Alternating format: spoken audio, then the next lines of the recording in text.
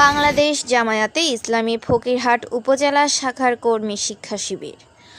বাংলাদেশ জামায়াতে ইসলামীর বাগেরহাটের ফকিরহাট উপজেলা শাখার কর্মী শিক্ষা শিবির অনুষ্ঠিত।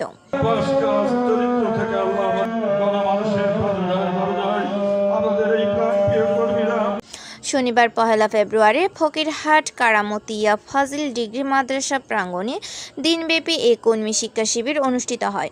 অনুষ্ঠানে প্রধান অতিথি ছিলেন কেন্দ্রীয় মজলিসে শুরা সদস্য ও খুলনা অঞ্চল সহকারী পরিচালক মাওলানা আব্দুল কালাম আজাদ।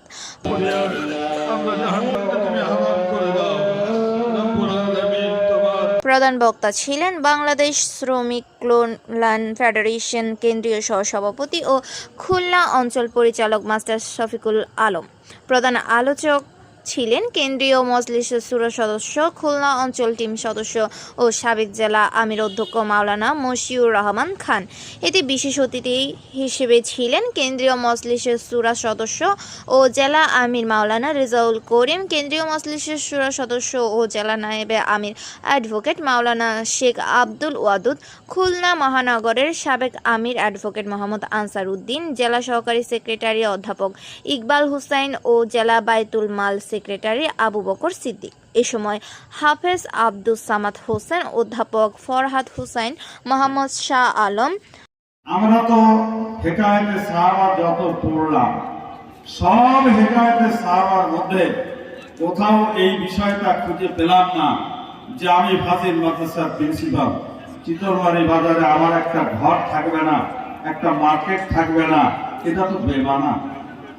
ফকিরহাটের উপজেলা আমি সে একটা বড় স্থাপনার মালিক হবে না, মালিক থাকবে না, এ ধরনের কোন টেন্ডেন্সি আবু বকর, ওমর, ওসমান, তালহা, জুবাইর, কাব্বার, বেলাল, আবু হুরায়রাদের মধ্যে কখনো হেকায়েতে সাহাবার মধ্যে পড়েছেন?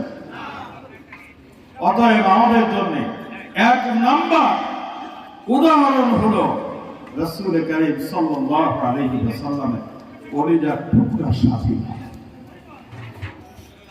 তাবুকের যুদ্ধের ঘটনা আপনারা জানেন যে আবু বকর বাড়িতে কি রেখে এসেছো, যা ছিল ঘরে সবই তো গাড়ি বক্সা বেঁধে নিয়ে আসলে, অভিযানে কি রেখে আসলে?